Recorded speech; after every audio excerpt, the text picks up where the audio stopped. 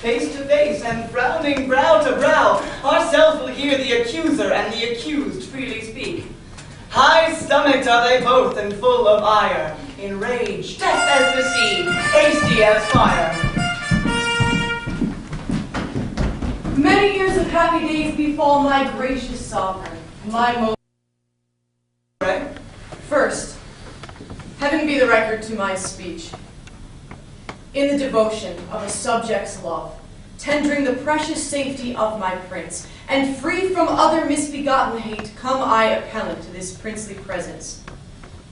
Now, Thomas Mowbray, do I turn to thee, and mark my greeting well, for what I speak my body shall make good upon this earth, or my divine soul answer it in heaven.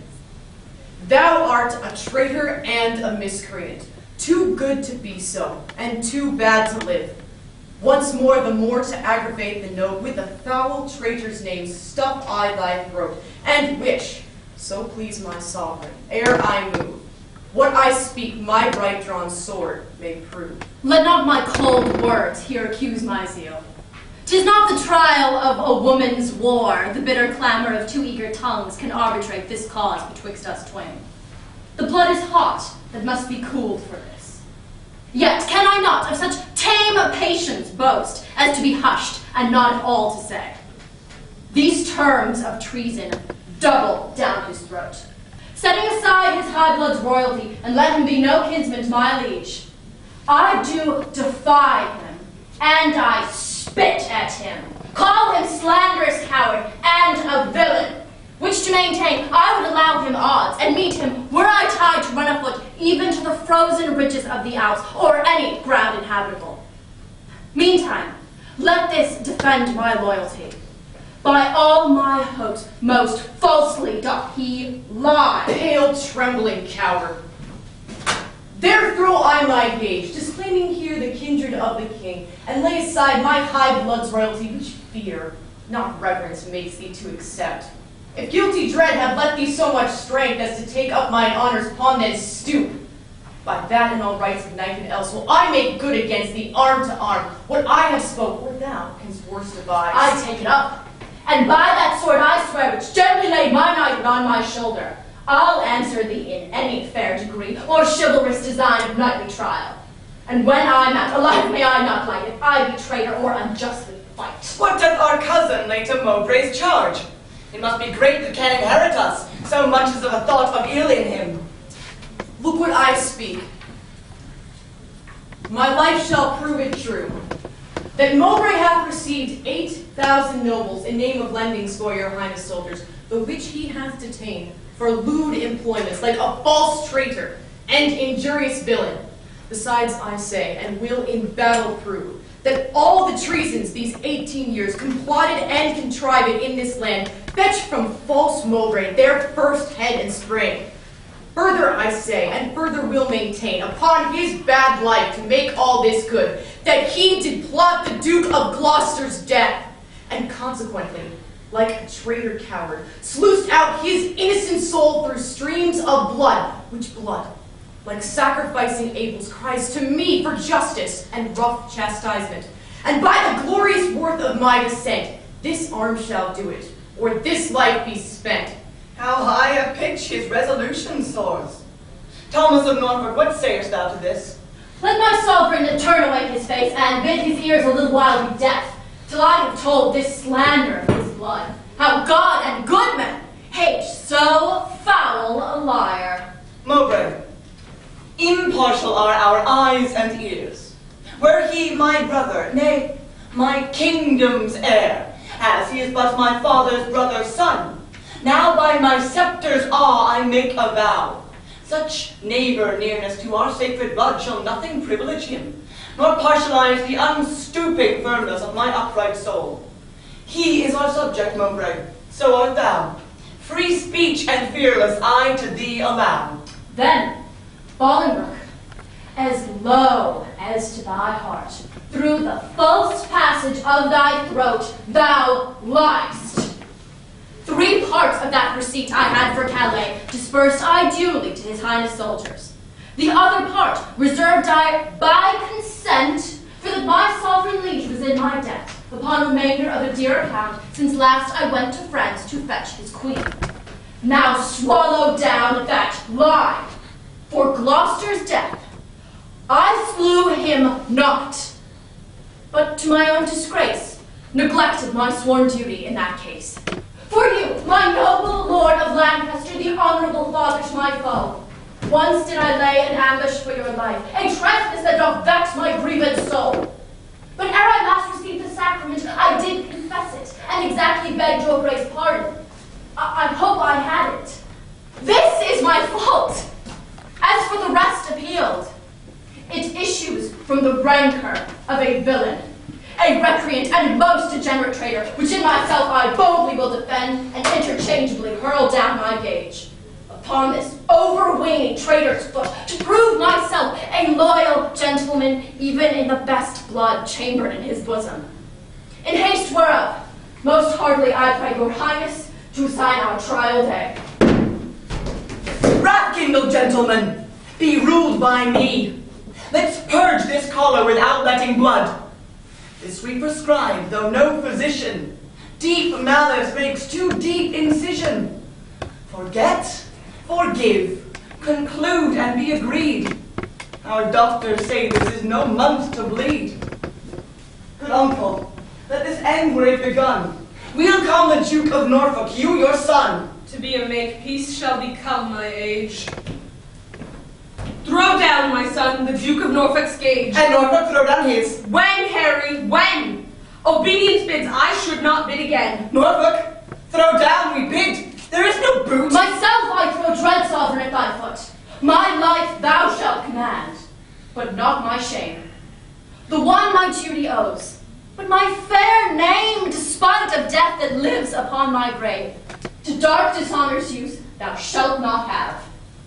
I am disgraced, impeached, and baffled here, pierced to the soul with slander's venom spear, the which no balm can cure, save his heart's blood which breathed that poison. Rage must be withstood. Give me his gage.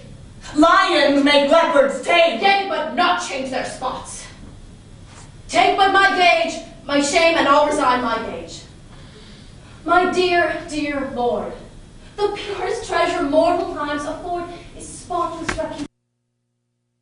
That way men are but gilded loam or painted clay.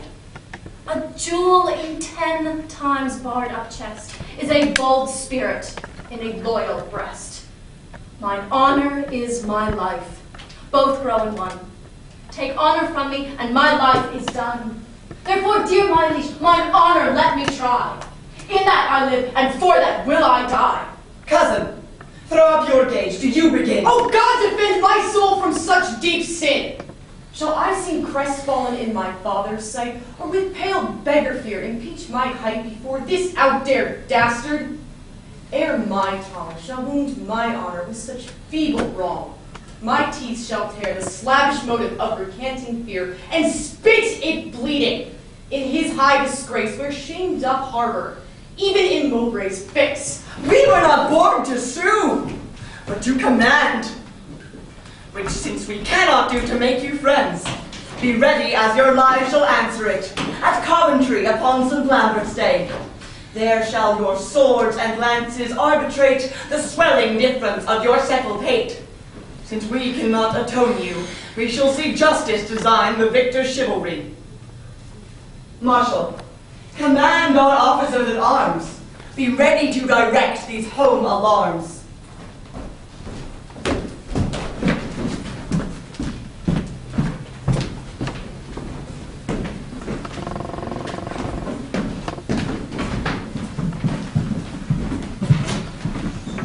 Alas, the part I had in Woodstock's blood, doth more solicit me than your exclaims to stir against the butchers of his life. But since correction lieth in those hands which made the fault that we cannot correct, put we our quarrel to the will of heaven, who when they see the hours ripe on earth will rain hot vengeance on offenders' heads. Finds brotherhood in me no sharper spur? Have blood in thy old blood no living fire? Edward's 7 sons, whereof thyself art one, were 7 vials of his sacred blood, or 7 fair branches springing from one root, the 7 are dried by nature's course. Some of those branches by the destinies cut. But Thomas, my dear Lord, my life, my Gloucester, one vial full of Edward's sacred blood, one flourishing branch of his most royal root is cracked, and all the precious liquor spilt, is hacked down, and his summer leaves all faded by envy's hand and murder's bloody act. My God, his blood was thine. That bed, that wound, that metal, that soft mold that fashioned thee made him a man. Though thou livest and breathest, yet art thou slain in him. Thou dost consent in some large measure to thy father's death, and that thou seest thy wretched brother die. What was the model of thy father's life? Call it not patience gaunt. It is despair. In suffering thus thy brother to be slaughtered, thou showest the naked pathway to thy life, teaching stern murder how to butcher thee. That which in mean men we entitle patience is pale, cold, cowardice in noble breasts. What shall I say? To safeguard thine own life, the best way is to venge my Gloucester's death. God's is the quarrel, for God's substitute, his deputy anointed in his sight, hath caused his death, the which if wrongfully, let heaven revenge, for I may never lift an angry arm against his minister. Where then, alas, may I complain myself? To God, the widow's champion and defense. Why then I will. Farewell, O God. Thou goest to Coventry there to behold our cousin Hereford and Mowbray fight. Oh, sit my husband's wrongs on Hereford's spear, that it may enter butcher Mowbray's breast.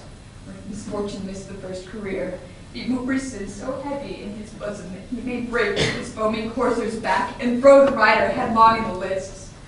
Keep record to our cousin Hereford. Farewell, O God. And sometimes brother's life, with her companion grief, must end her life. Sister, farewell. I must to Coventry. As much good stay with thee as go with me. Yet one word more. Grief founded where it falls, not with the empty hollowness, but waits. I take my leave before I have begun, for sorrow ends not when it's even done. Commend me to thy brother, Edmund York. Lo, this is all. Nay, it depart not so. This is all, do not so quickly go. I shall remember more. Bid him, oh, what? With all good speed at last you visit me. Alack, and what shall good give their seed? But empty lodgings, unfurnished walls, unpeopled offices, and trodden stones.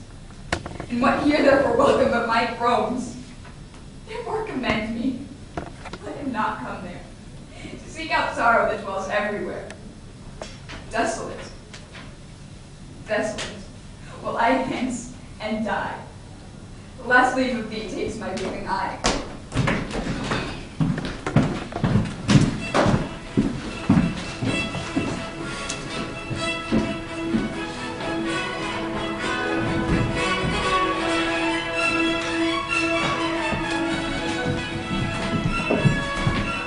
My Lord Almuro, is Harry Hereford armed? Yea, at all points amongst to enter in. The Duke of Norfolk, spitefully and bold, stays but the summons of the appellant's trumpet. Why then the champions are prepared and stay for nothing but his majesty's approach.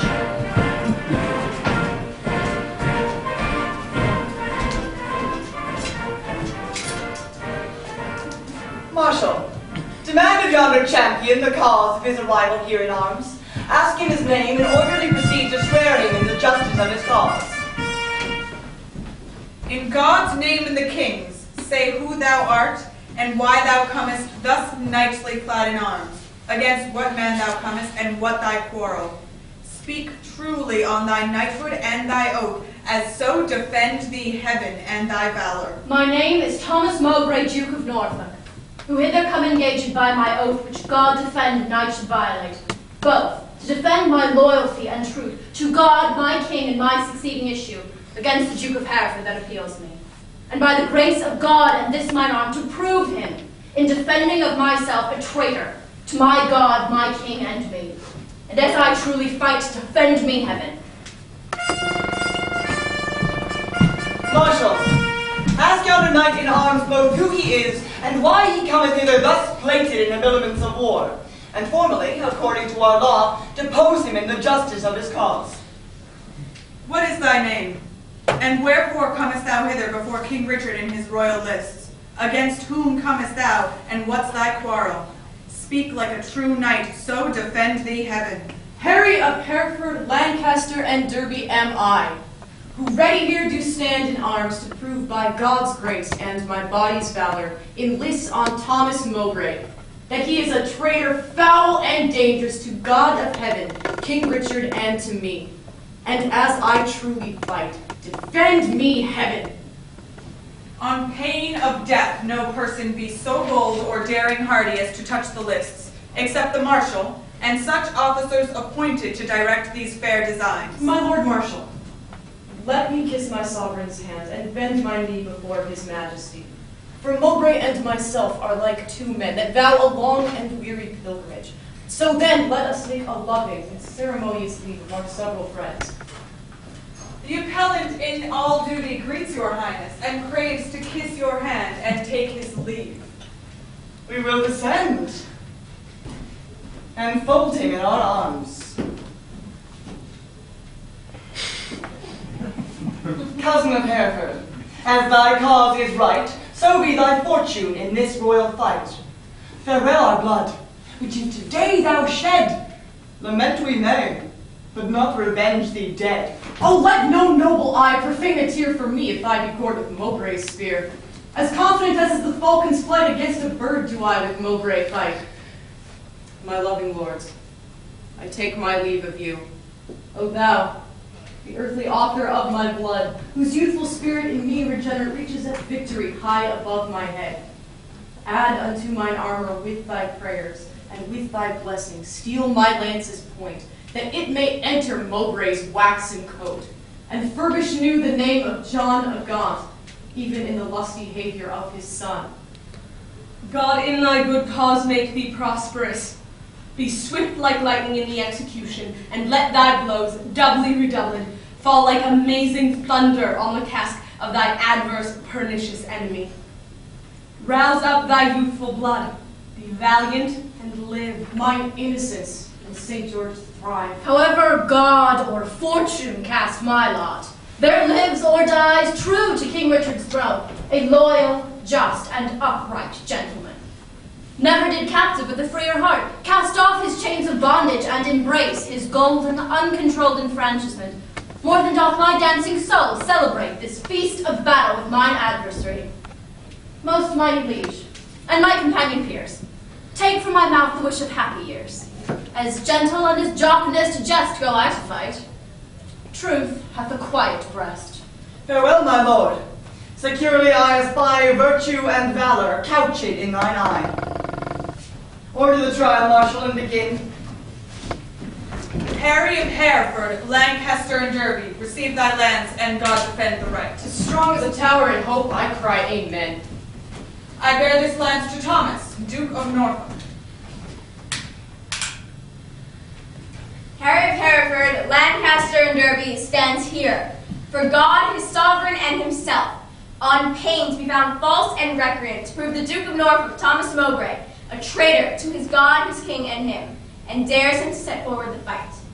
Here standeth Thomas Mowbray, Duke of Norfolk, on pain to be found false and recreant, both to defend himself and to approve Harry of Hereford, Lancaster, and Derby, to his God, his king, and to himself, a traitor.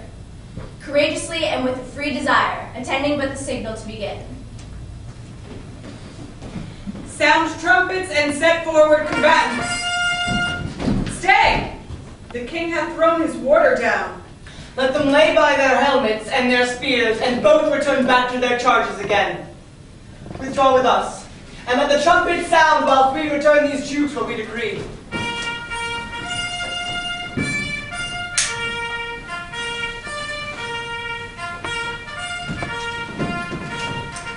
Draw near, and list what with our counsel we have done. For that our kingdom's earth should not be soiled with that dear blood which hath fostered, to wake our peace, which in our country's cradle draws the sweet infant breath of gentle sleep. Therefore we banish you our territories. You, cousin Hereford, upon pain of life, till twice 5 summers have enriched our fields, shall not regreet our fair dominions, but tread the stranger paths of banishment. Your will be done. This must my comfort be. The sun that warms you here shall shine on me, and those his golden beams to you here lend shall point on me and yield my banishment. Norfolk, for thee remains a heavier doom, which I with some unwillingness pronounce. The sly, slow hours shall not determinate the dateless limit of thy dear exile. The hopeless word of never to return breathe I against thee, upon pain of life. A heavy sentence, my most sovereign liege, and all unlooked for from your highness' mouth. The language I have learned these 40 years, my native English must I now forego. My tongue's use is to be no more than an unstringed viol or a harp, or like a cunning instrument cased up, or being open, placed in his hands that knows no touch to tune the harmony. Within my mouth you have enjailed my tongue, doubly portcullis with my teeth and lips, and dull, unfeeling, barren ignorance is made my jailer to attend on me. I am too old to fawn upon a nurse, too far in years to be a pupil now. What is thy sentence then, but speechless death, that robs my tongue from breathing native breath? It boots thee not to be compassionate, after our sentence plaining comes too late. Then thus I turn me from my country's light, to dwell in sullen shades of endless night. Return again, and take an oath with thee. Lay on our royal sword your banished hands. Swear by the duty that you owe to God to keep the oath that we administer.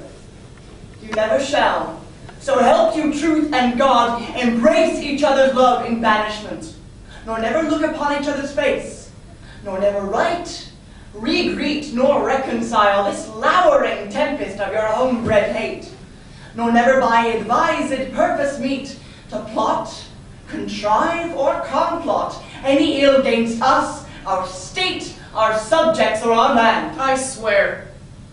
And I to all this. Norfolk, so far as to mine enemy, by this time had the king permitted us, one of our souls had wandered in the air, and banished this frail sepulchre of our flesh, as now our flesh is banished from this land. Confess thy treasons ere thou fly the realm, since thou hast far to go, bear not along the clogging burden of a guilty soul. No, Bough, brother. If ever I were traitor, my name be blotted from the book of life, and I from heaven banished as from hence.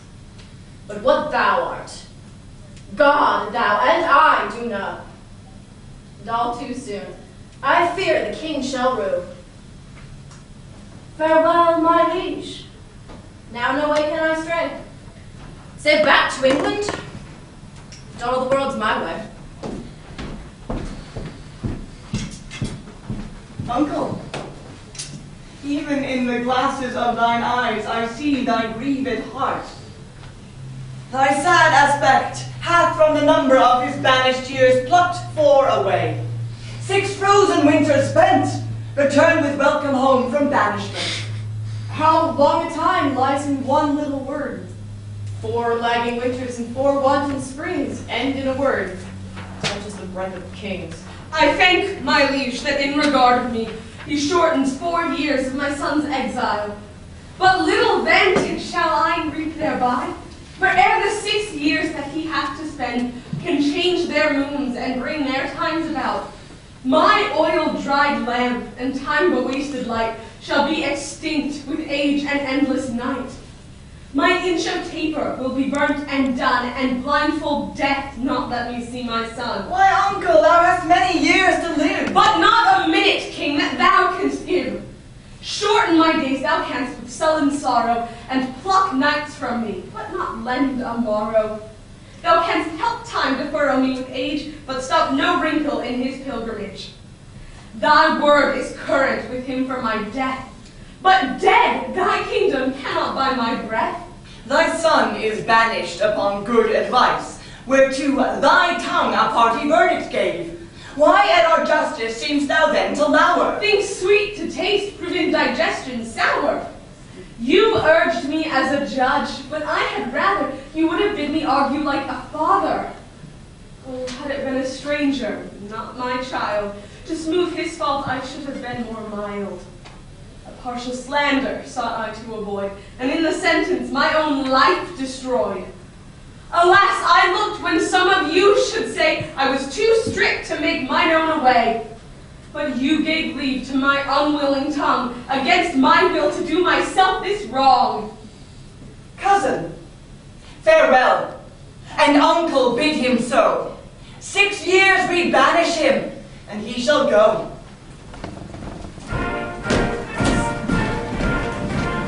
Pleasant farewell. What presents must not know? From where you do remain, let paper show. My lord, no leave take I, for I will ride as far as land will let me by your side. Oh, to what purpose dost thou hoard thy words, that thou returnest no greeting to thy friends? I have too few to take my leave of you. Thy grief is but thy absence for a time. Joy absent, grief is present for that time. What is 6 winters? They are quickly gone. To men in joy, but grief makes 1 hour 10. Call it a travel that thou takest for pleasure. My heart goes sigh when I miscall it so, and finds an enforced pilgrimage. The solemn passage of thy weary steps esteem as foil, wherein thou art to set the precious jewel of thy home return. Nay, rather every stride I take will remember me what a deal of jewels that I love. Must I not serve a long apprenticeship to foreign passages, and in the end, having my freedom, boast of nothing else but that I was journeyman to grief? All places that the eye of heaven visits are to the wise man ports and happy havens. Teach thy necessity to reason thus. There is no virtue like necessity. Think not the king did banish thee, but thou the king. Woe doth the heavier sit, where it perceives it is but faintly born. Go, say I sent thee forth to purchase honor, and not the king exiled thee. Or suppose devouring pestilence hangs in our air, and thou art flying to a fresher clime. Look what thy soul holds dear. Imagine it to lie the way thou goest, not whence thou comest. Suppose the singing birds musicians, the grass whereon thou treads, the present strewed, the flowers fair ladies, and thy steps no more than a delightful measure or a dance. For gnarling sorrow hath less power to bite the man that mocks at it and sets it light. Oh, who can hold a fire in his hand by thinking on the frosty caucasus, or cloy the hungry edge of appetite by bare imagination of a feast? Oh no, the apprehension of the good is the greater feeling to the worse. Fell sorrow's tooth doth never rankle more than when he bites, but lanceth not the sore. Come, come, my son, I'll bring thee on thy way. Had I thy youth and cause, I would not stay. Then England's ground, farewell. Sweet soil, adieu. My mother and my nurse that bears me yet. Where'er I wander, boast of this I can, though banished, yet true-born English men.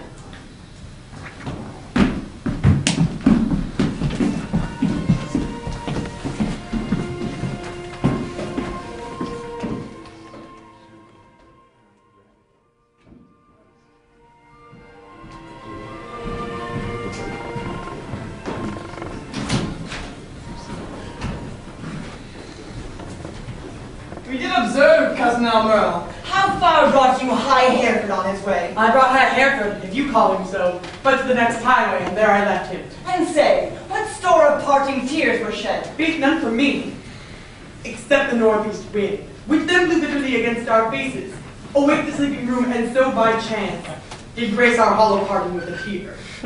What said our cousin when you parted with him? Farewell.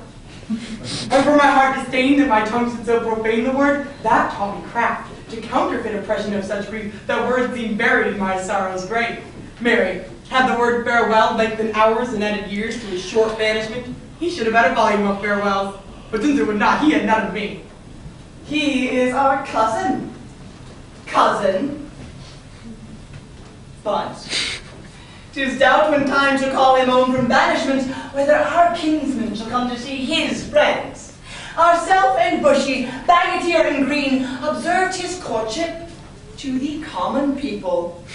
How he did seem to dive into their hearts with humble and familiar courtesy. What reverence he did throw away on slaves, wooing poor craftsmen with the craft of smiles and patient underbearing of his fortune, as 'twere to banish their effects with him.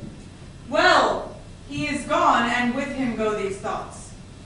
Now for the rebels which stand out in Ireland, expedient manage must be made, my liege, ere further leisure yields them further means for their advantage and your highness' loss. We will ourselves in person to this war. And for our coffers, with too great a court and liberal largesse are grown somewhat light, we are enforced to farm our royal realm, the revenue whereof shall furnish us for our affairs in hand. If that come short, our substitutes at home shall have blank charters, whereto, when they shall know what men are rich, they shall subscribe them for great sums of gold, and send them after to supply our wants, for we will make for Ireland presently. Bushy, what news? Old John Gaunt is grievous sick, my lord. Suddenly taken and sent post-haste to entreat your majesty to visit him. Where lies he? At Ely House. Now put it God in the physician's mind to help him to his grave immediately. The lining of his coffers shall make coats to deck our soldiers for these Irish wars. Come, gentlemen, let's all go visit him. Pray God we may make haste and come too late. Amen.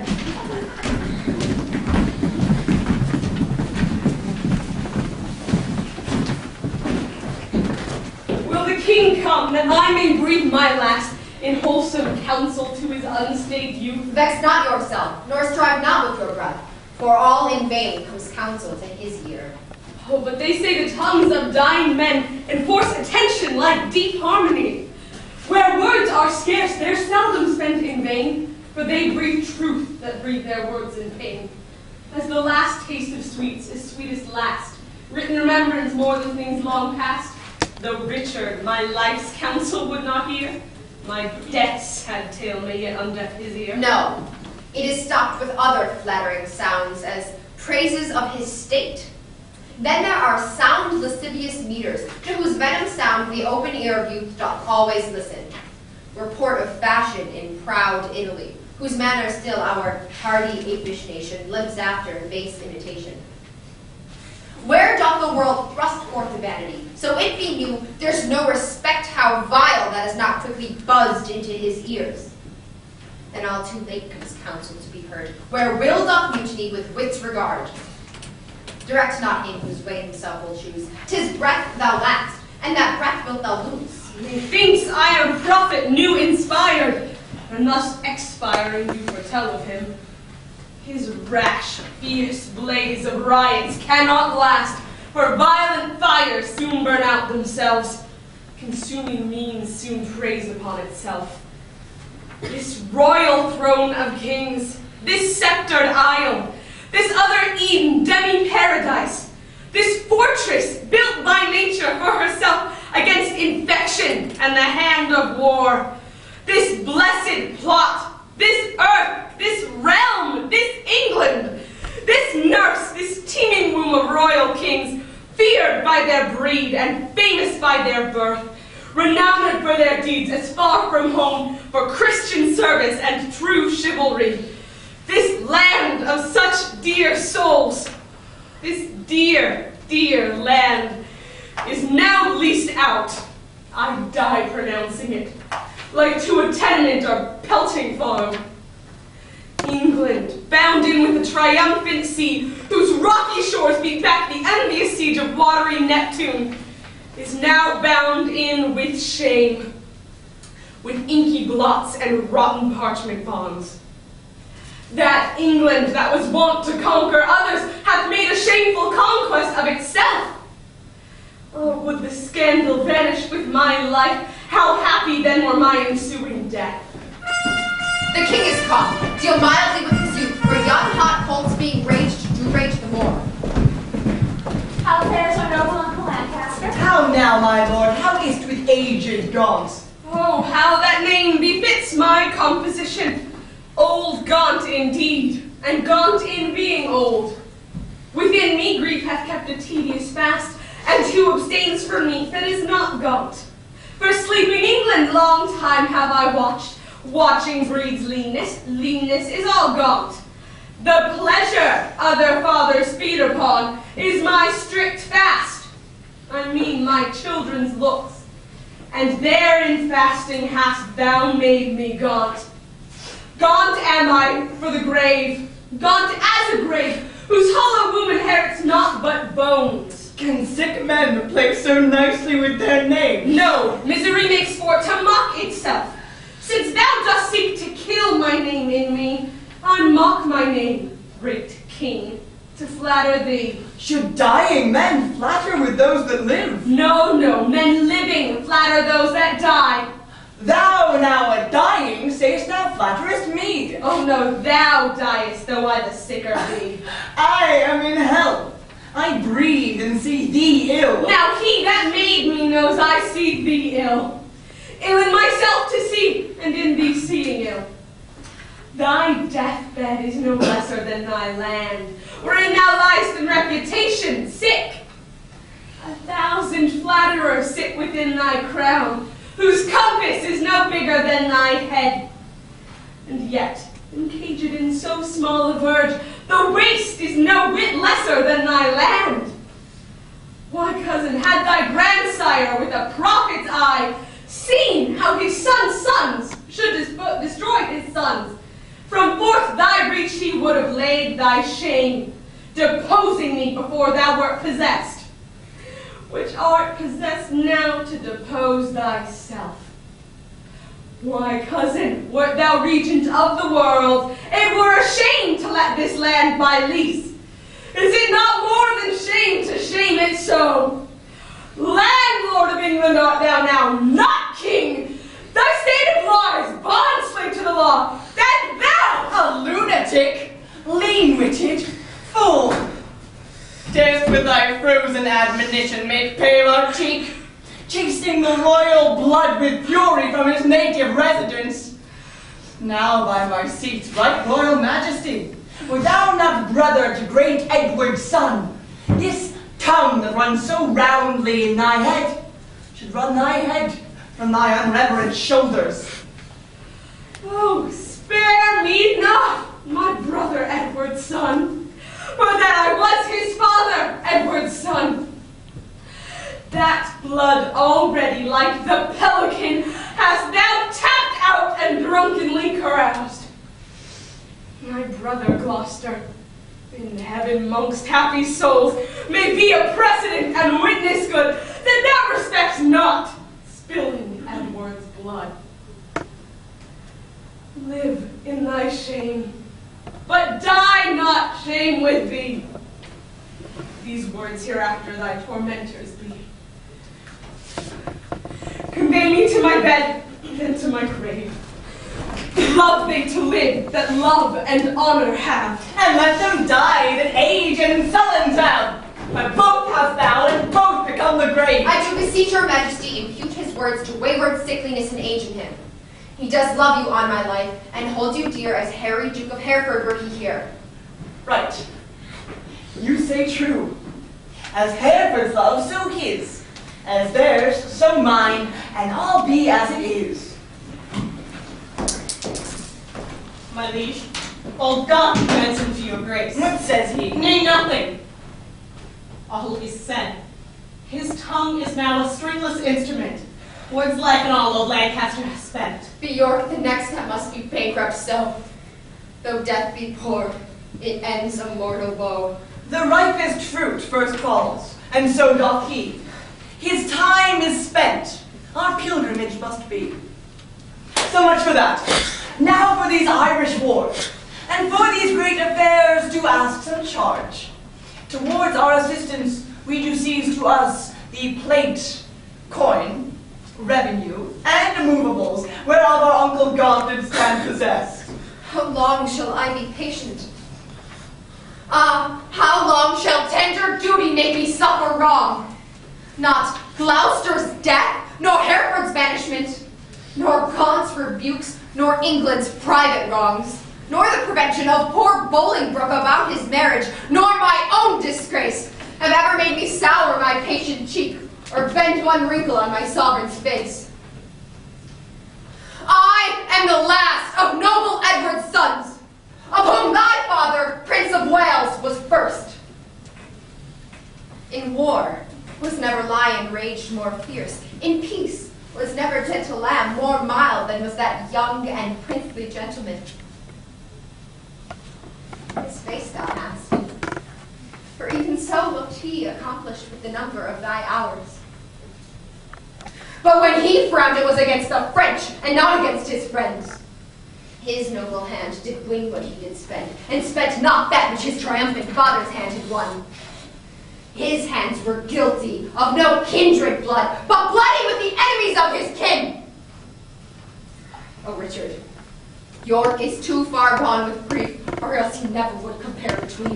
Why, uncle, what's the matter? Oh, my liege, pardon me, if you please. If not, I, pleased not to be pardoned, am content with all. Seek you to seize and gripe into your hands the royalties and rights of banished Hereford?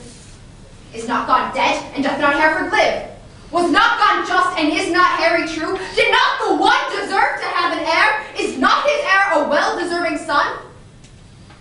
Take Hereford's rights away, and take from time his charters and his customary rights. Let not tomorrow then ensue today. Be not thyself, for how art thou a king but by fair sequence and succession? Now, afore God, God forbid I say true. If you do wrongfully seize Hereford's rights, call in the letters patents that he hath by his attorneys general to sue his livery and deny his offered homage. You pluck 1,000 dangers on your head. You lose 1,000 well-disposed hearts. And prick my tender patience to those thoughts which honor and allegiance cannot think. Think what you will. We seize into our hands his plate, his goods, his money, and his lands. Well, I'll not be by the while. My liege, farewell. What will ensue hereof there's none can tell, but by bad courses may be understood that their events can never fall out good. Go, Bushy, to the Earl of Wiltshire straight. Bid him repair to us to Ely House to see this business. Tomorrow next we will for Ireland, and 'tis time, I trow. And we create, in absence of ourselves, our Uncle York, Lord Governor of England. For he is just and always loved us well. Come on, our queen. Tomorrow must we part. Be merry, for our time of stay is short.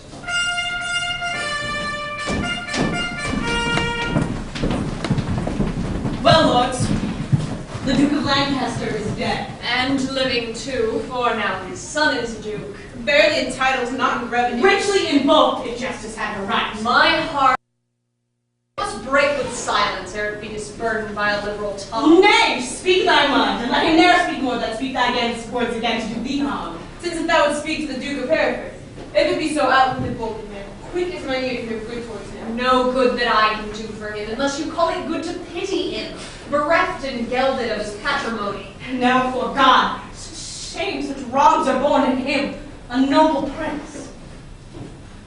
But, lords, the king is not himself, but basely led by flatterers. And what they will inform, merely in hate against any of us all, that will the king severely prosecute. Against us, our lives, our children, and our heirs. The commons hath he pilled with grievous taxes, and quite lost their hearts. The nobles hath he fined for ancient quarrels, and quite lost their hearts. And daily new exactions are devised, as blank benevolences and I wot not what. But what? A God's name doth become of this. Wars hath not wasted it, but war hid none. The base yielded upon compromise, that which his noble ancestors achieved with blows. He has spent more in peace than they in war. The Earl of Wiltshire hath the realm in farm. The king has grown bankrupt like a broken man. Reproach and dissolution hangeth over him. He hath not the money for these Irish wars, his burden is taxations notwithstanding, but by the robbing of the banished Duke. His noble kinsman, most degenerate king. But, lords, we hear this fearful tempest in, yet seek no shelter to avoid the storm. We see the winds that soar upon our sails, yet strike not and securely perish. We see the very wreck that we must suffer, and unavoided is the danger now for so suffering the causes of our wreck. Nay, not so. For even through the hallowed eyes of death I spy life appearing. But I dare not say how near the tidings of our comfort is. Nay, let us share thy thoughts as thou dost ours. Be confident to speak, Northumberland.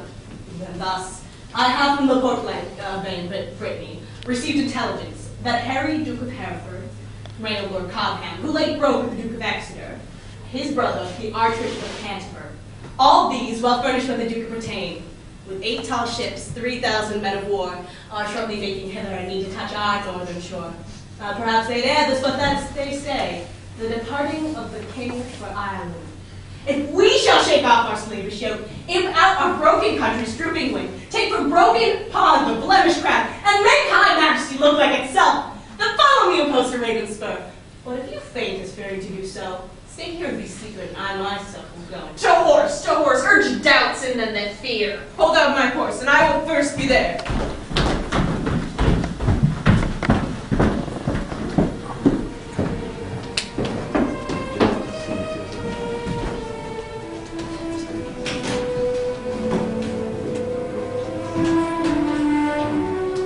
Madam, your majesty is too much sad. You promised when you parted with the king to entertain a cheerful disposition. To please the king I did. To please myself I cannot do it yet. I know no cause why I should welcome such a guest as grief, save fitting farewell to so sweet a guest as my sweet Richard. Yet again, methinks some unborn sorrow, ripe in fortune's womb, is coming towards me, and my inward soul at nothing trembles. At something it grieves, more than with parting from my lord the king. Each substance of a grief has 20 shadows, which shows like grief itself, but is not so. For sorrow's eye, glazed with blinding tears, divides one thing entire to many objects, like perspectives. So your sweet majesty, looking awry upon your lord's departure, finds shapes of grief more than himself to will, which, looked on as it is not but shadows of what it is not. Then, thrice gracious queen, more than your lord's departure weep not, more is not seen, or, if it be, 'tis with false sorrow's eye, which for things true weeps things imaginary. It may be so, but yet my inward soul persuades me it is otherwise. Howe'er it be, I cannot but be sad, so heavy sad, as though on thinking, on no thought I think, makes me with heavy nothing faint and shrink. 'Tis nothing but conceit, my gracious lady. 'Tis nothing less. Conceit is still derived from some forefather grief. Mine is not so. For nothing hath begot my something grief, or something hath nothing that I grieve. But what it is that is not yet known, what I cannot name. 'Tis nameless woe, I know. God save your majesty. And well met, gentlemen. I hope the king is not yet shipped for Ireland. My hope is thus so. 'Tis better hope he is, for his designs crave haste, his haste good hope. Then wherefore dost thou hope he is not shipped? That he, our hope, might have retired his power and driven into despair an enemy's hope, which strongly hath set footing in this land. The banished Bolingbroke reveals himself, and with uplifted arms is safe arrived at Ravensburg. Now God in heaven forbid! Ah, madam, 'tis too true. And that is worse. The Lord Northumberland, his son, young Henry Percy, the lords of Ross, Beaumont, and Willoughby, with all their powerful friends, are fled to him. Why have you not proclaimed Northumberland and all the rest revolted faction traitors? We have, whereupon the Earl of Worcester hath broken his staff, resigned his stewardship, and all the household servants fled with him to Bolingbroke. So, Green, thou art the midwife to my woe, and Bolingbroke my sorrow's dismal heir. Now hath my soul brought forth her prodigy, and I, a gasping, new-delivered mother, have woe to woe, sorrow to sorrow joined. Spare not, madam. Who shall hinder me? I will despair, and be at enmity. With cozening hope, he is a flatterer, a parasite, a keeper back of death, who gently would dissolve the bands of life which false hope lingers in extremity. Here comes the Duke of York. The signs of war about his aged neck. Oh, full careful princess are his love's uncle. For God's sake, speak comfortable words. Should I do so, I should belie my thoughts. Comfort's in heaven, and we are on the earth, where nothing lives but crosses, cares, and grief. Your husband, he is gone to save far off, whilst others come to make him lose at home. And here am I left to underprop his land, who weak with age cannot support myself. My lord, your son was gone before I came. He was. My shall go all which way it will. The nobles they are fled, the commons they are cold, and will I fear revolt on Hereford's side. Sirrah, get thee to Platchy, to my sister Gloucester. Bid her send me presently 1,000 pounds. Hold, take my ring. My lord, I had forgot to tell your lordship. Today as I came by, I called it there. But I shall bring thee to report the rest. What is knave? An hour before I came, the Duchess died. God for his mercy. What a tide of woes comes rushing on this woeful land at once. I know not what to do. I would to God, so my untruth had not provoked him to it, the king had cut off my head with my brother's. What? Are there no posts dispatched to Ireland? How shall we do for money for these wars? Come, sister cousin, I would say. Pray, pardon me. Go, fellow, get thee home, provide some cards, and bring away the armor that is there. Gentlemen, will you go muster men? If I know how or which way to order these affairs thus disorderly thrust into my hands, never believe me. Both are my kinsmen. The one is my sovereign, whom both my oath and duty bids defend. The other again is my kinsman, whom the king hath wronged, whom conscience and my kindred bids to right. Well, somewhat we must do. Come, cousin, I'll dispose of you. Gentlemen, go muster up your men, and meet me presently at Berkeley. I should to Platchy too, but time will not permit. All is uneven, and everything is left at 6 and 7. The winds had spared for news to go to Ireland, but none returns. For us to levy power proportional to the enemy is all impossible. Besides, our nearness to the king in love is near the hate of those love not the king. And that is the wavering commons. For their love lies in their purses, and whoso empties them by so much fills their hearts with deadly hate. Wherein the king stands generally condemned. If judgment lie in them, then so do we, because we ever have been near the king. Well, I will for refuge straight to Bristow Castle. The Earl of Wiltshire is already there. Thither will I with you, for little office will these hateful commons perform for us, except at courage to tear us all to pieces. Will you go along with us? No, I will to Ireland, to his majesty. Farewell, if heart's presages be not vain. We three here part that ne'er shall meet again. As York strives to beat back Bolingbroke. Alas, poor Duke, the task he undertakes is numbering sands and drinking oceans dry. Where one on his side fights, thousands fly. Farewell at once, for all, and ever. May we meet again? I fear me, never.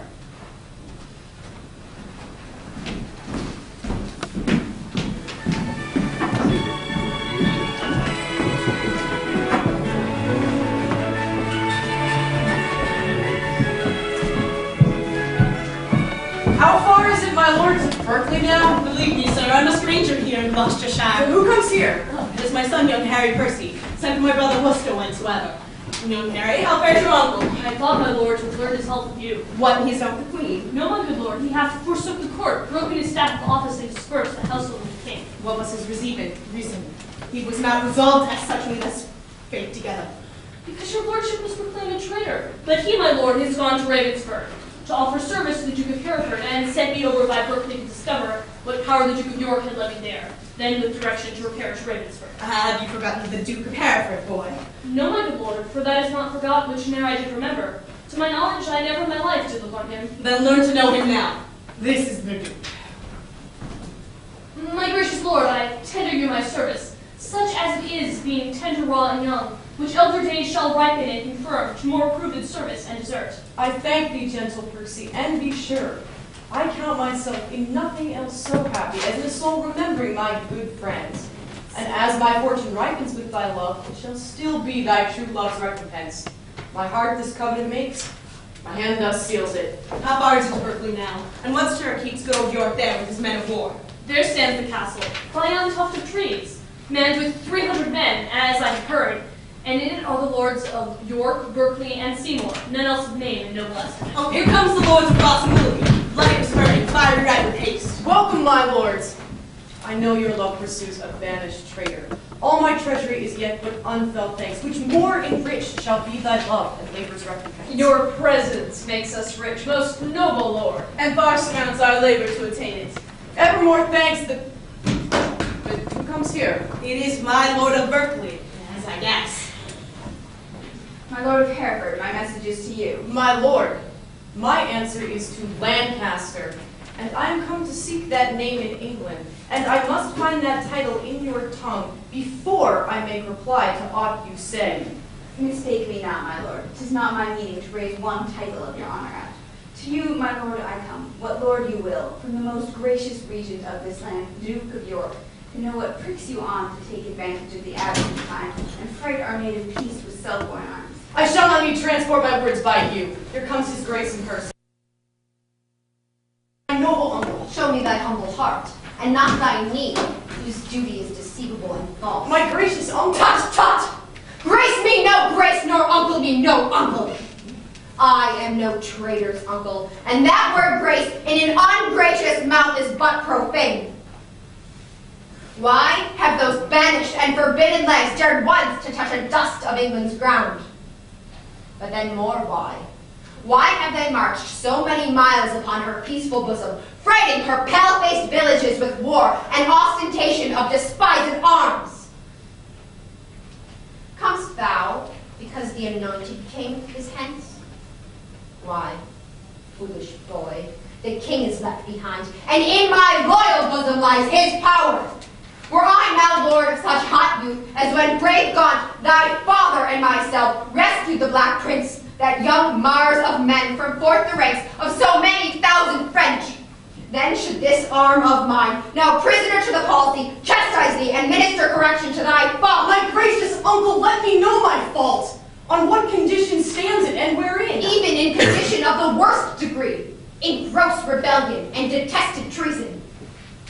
Thou art a banished man, and here art come before the expiration of thy time in braving arms against thy sovereign. As I was banished Hereford, but as I come for Lancaster. And, noble uncle, I beseech your grace, look on my wrongs with an indifferent eye. You are my father, for methinks in you I see old Gaunt alive. Oh, then my father.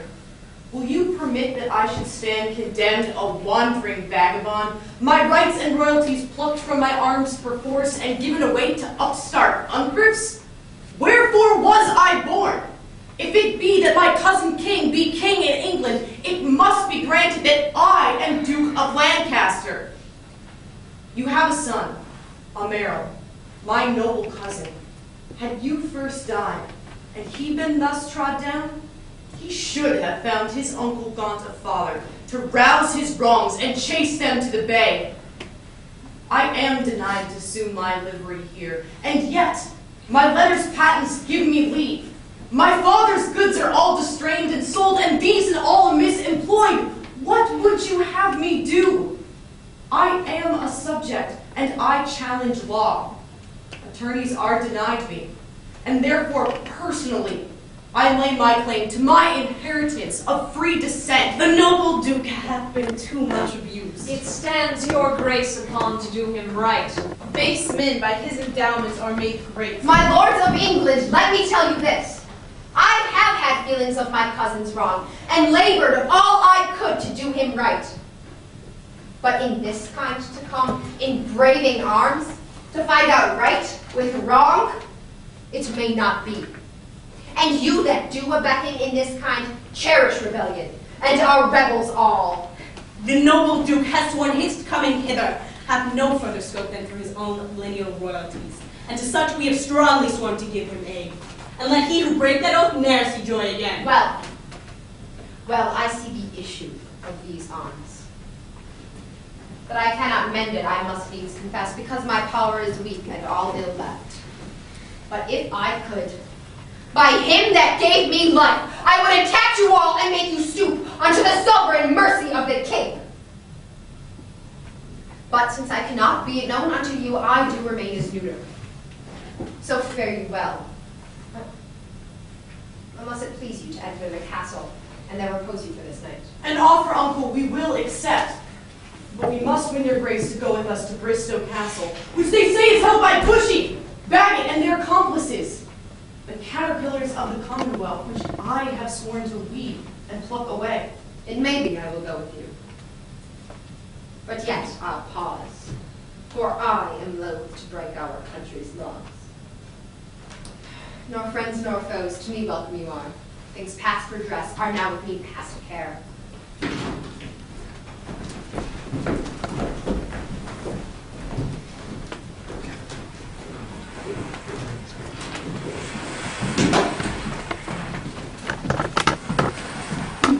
Wellesley Castle calling is in hand. Yea, my lord. How brook your grace the air after your late tossing on the breaking sea?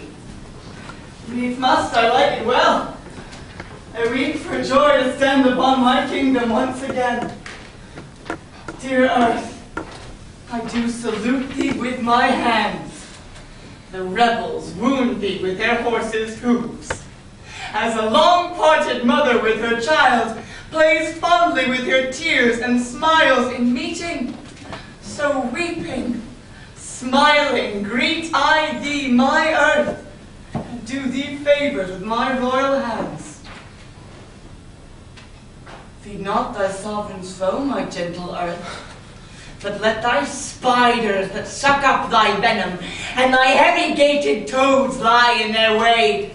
Yield stinging nettles to mine enemies.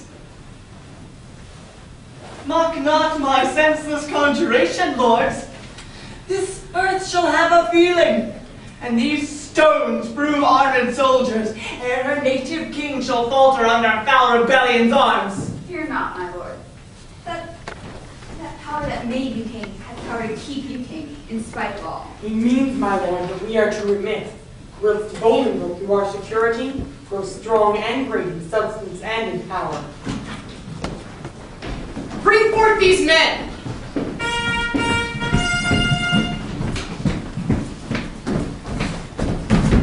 Bushy and Green, I will not vex your souls, since presently your souls must part your bodies, with too much urging your pernicious lives, for 'twere no charity. Yet to wash your blood from off mine hands here, in the view of men, I will reveal some causes of your deaths. You have misled a prince, a royal king. You have in manner with your sinful hours made a divorce betwixt his queen and him, broke the possession of a royal bed, and stained the beauty of a fair queen's cheeks with tears drawn from her eyes by your foul wrongs. Myself, a prince by fortune of my birth, near to the king in blood and near in love, till you did make him misinterpret me, have stooped my neck under your injuries, eating the bitter bread of banishment, whilst you have fed upon my signories, disparked my parks, felled my forest woods, from mine own windows torn my household coat, raised out my impress, leaving the world no sign, save men's opinions and my living blood, to show the world that I am a gentleman. This and much more than twice all this, condemns you to the death.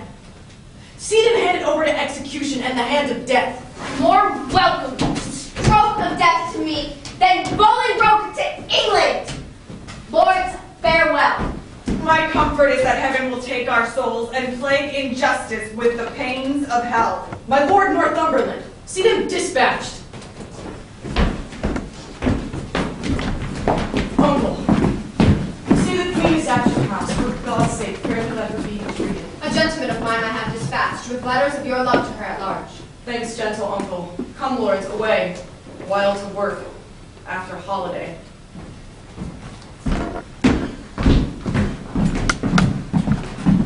'Tis comfortable, cousin. Knowst thou not that when the searching eye of heaven is hid behind the globe that lights the lower world, then thieves and robbers range abroad unseen?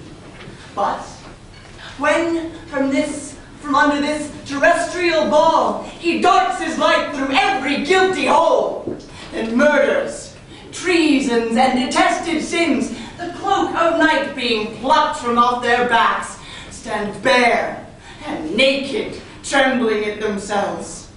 So when this thief, this traitor Bolingbroke, who all this while hath revelled in the night, shall see us rising in our throne the east, his treasons will sit blushing in his face. Not all the water in the rough, rude sea can wash the balm off an anointed king. The breath of worldly men cannot depose the deputy elected by the Lord. For every man that Bolingbroke hath pressed to lift shrewd steel against our golden crown, God for his riches hath in heavenly pay a glorious angel. And if angels fight, weak men must fall, for heaven still guards the right. How now, my lord? How far off lies your power? Nor near nor farther off, my gracious lord, than this weak arm. Discomfort guides my tongue and bids me speak of nothing but despair.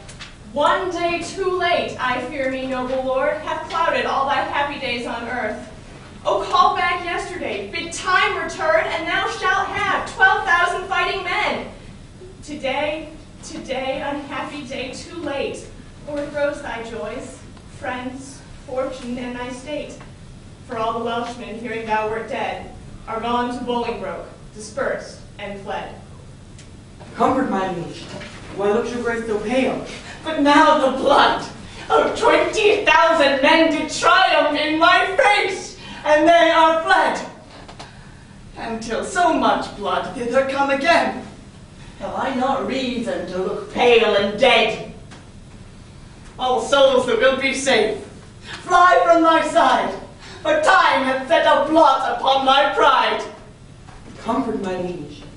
Remember who you are. I had forgot myself. Am I not king? Awake, thou coward majesty, thou sleepst. Is not the king's name 20,000 names? Arm, arm my name, a puny subject strikes at thy great glory. Look not to the ground, ye favorites of the king. Are we not high? High be our thoughts. I know my uncle York hath power enough to serve our turn. But who comes here? More health and happiness betide my liege than can my care-tuned tongue deliver him. Mine ear is open, and my heart prepared. The worst is worldly loss thou canst unfold. Say, is my kingdom lost? Why, 'twas my care. And what loss is it to be rid of care? Strives Bolingbroke to be as great as we? Greater he shall not be. If he serve God, we'll serve him too, and be his fellows so. Revolt our subjects? That we cannot mend. They break their faith to God as well as us.